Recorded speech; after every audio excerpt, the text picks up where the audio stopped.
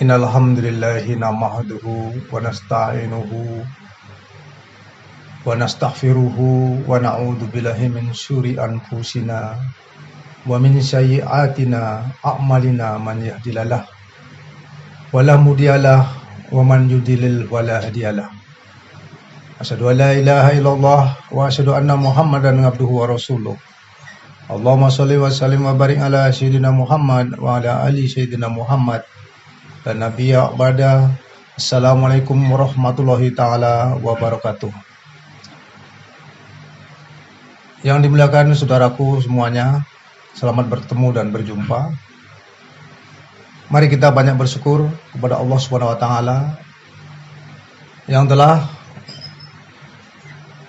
mempertemukan kita dengan anugerahnya, maka kita dapat selalu bertemu, selalu berhadir. Selawat dan salam hendaknya kita kirimkan ke hadapan ikutan kita Muhammad Rasulullah Shallallahu Alaihi Wasallam yang telah mengeluarkan umatnya daripada kegelapan kepada terang benderang.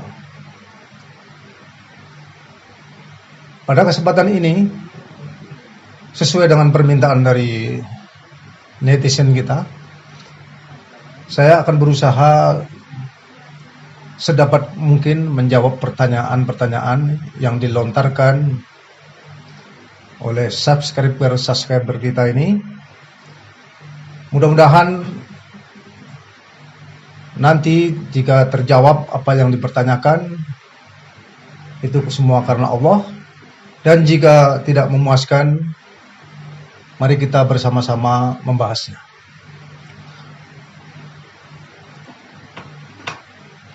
Pada kesempatan ini saya ingin menyapa kepada Bapak Isman Punggul yang berasal dari Sumatera Utara, tepatnya di daerah Tanjung Balai Asahan. Assalamualaikum Pak Isman. Semoga sehat-sehat saja ya. Salam buat teman-teman di situ di Tanjung Balai Asahan, semoga mereka sehat-sehat saja, selalu diberi kekuatan lahir dan batin. Dan mudah-mudahan kita nanti dapat silaturahmi kembali, mudah-mudahan Allah mempertemukan kita lagi. Saya ingin menjawab pertanyaan Bapak terkait dengan pertanyaannya, saya bacakan. Di bumi Allah itu apa saja yang ada, Pak? Terkait surga neraka, apakah adanya di bumi Allah juga atau terpisah di tempat lain?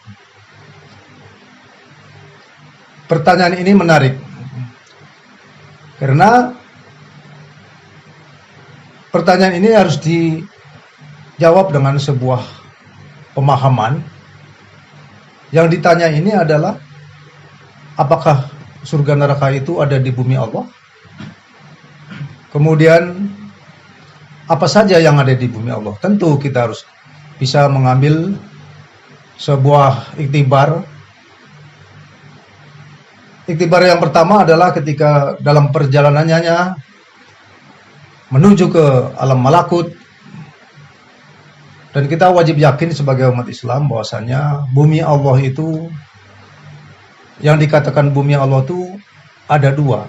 Bumi Allah yang nyata, dalam arti nyata itu kekal. Kekal selamanya, tidak ada kehancuran. Itu namanya dunia yang nyata, yaitu dunia akhirat. Yang kedua, bumi Allah yang tidak kekal, yang ada di alam fana, yang kita duduki sekarang ini.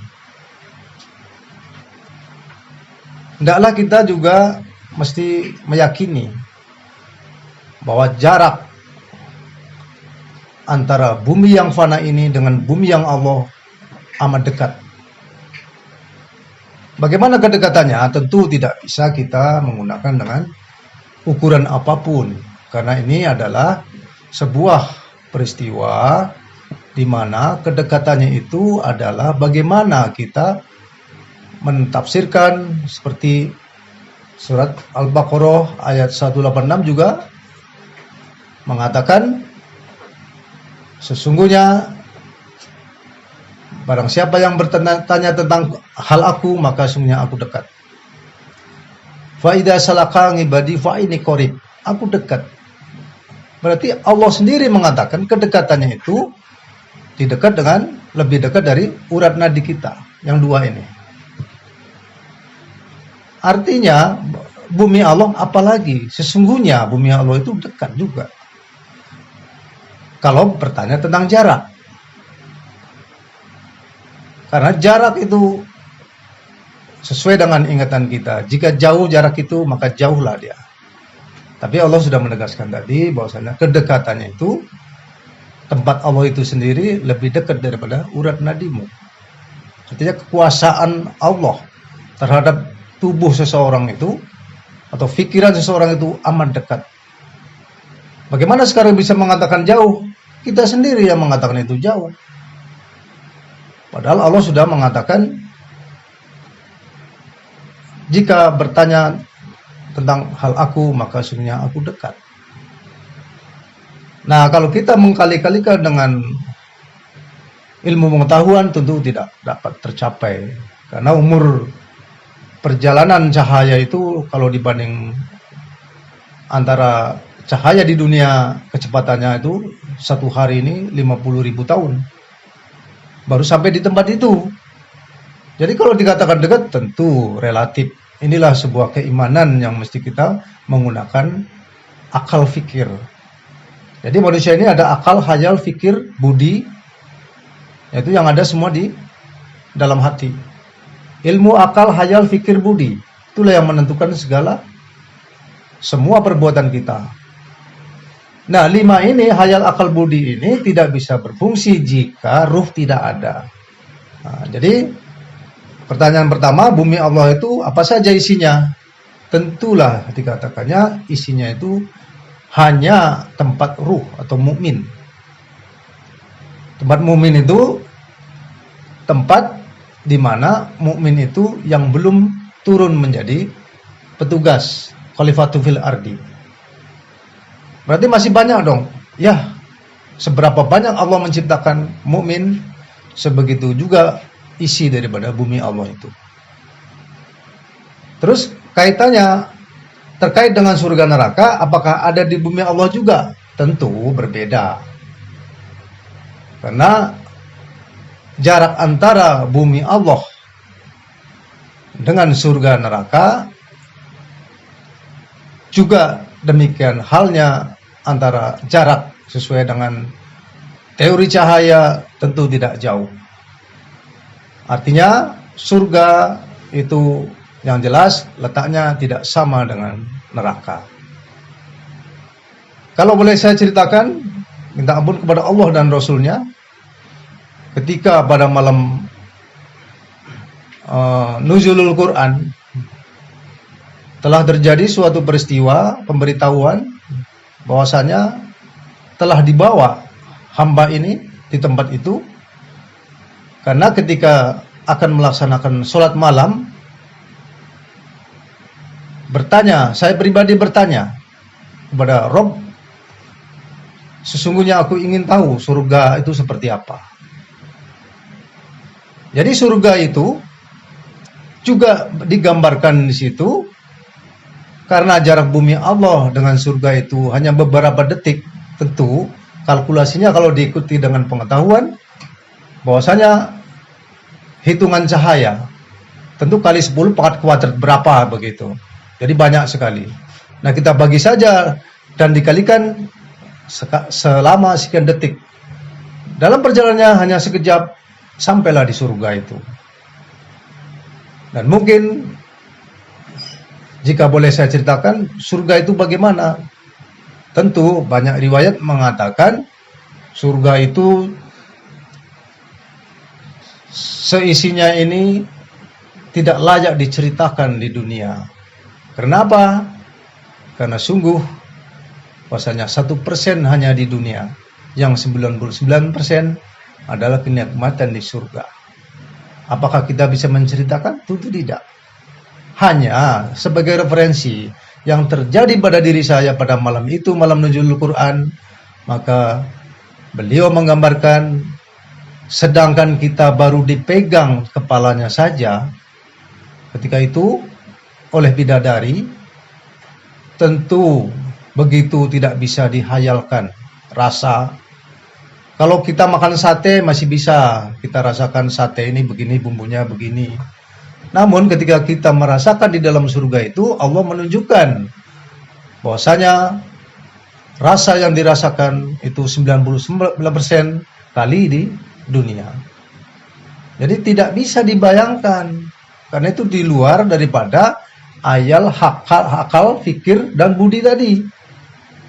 Ilmu hayal, akal, fikir, budi itu bisa menerima rasa atau rasa tadi di dunia.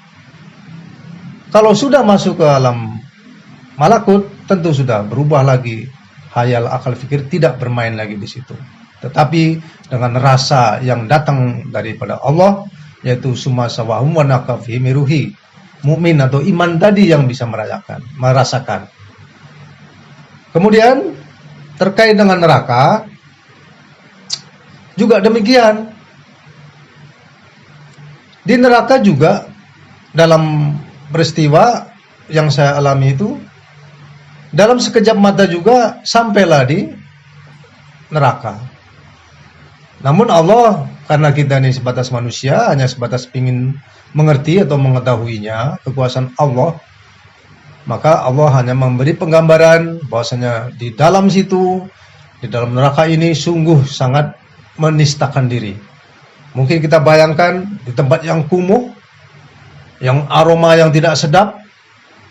Namun ketika saya sampai di situ, ada sebujur besi yang menyala merah. Jadi belum ada manusia. Demikian juga di surga, belum ada manusia juga di situ. Di surga atau di neraka sama, masih terjaga. Namun kita bisa diberitahu oleh Allah, bisa menceritakan bahwasanya besi yang saya diperlihatkan oleh Allah tadi, karena ingin tahu seberapa panas, seberapa besarnya panas di neraka tersebut. Ternyata begitu saya pegang dan saya angkat besi tadi, maka tersungkur saya. Artinya beristighfar. Saya pikir saya sudah mati. Ternyata Allah membukakan mata saya, banyak beristighfar. Karena dari pandangan dari besi di dalam neraka itu, maka kekuatan daripada panasnya api itu menjadi 70 kali. Demikian juga di surga, nikmatnya itu tadi ada 99 persentasenya dibandingkan dengan nikmat dunia. Demikian juga neraka. Nah, hal ini bisa membuat kepada kita hendaknya kita harus lebih takut. Ittaqullaha haqqa tuqatih wala tamutunna illa wa antum muslimun. Itu perintah. Takwalah kepada Allah sebenar-benar takwa. Takutlah engkau kepada Allah sebenar-benar takut. Tentu ada yang merasakan yang sebenar-benar takut. Itulah namanya iman.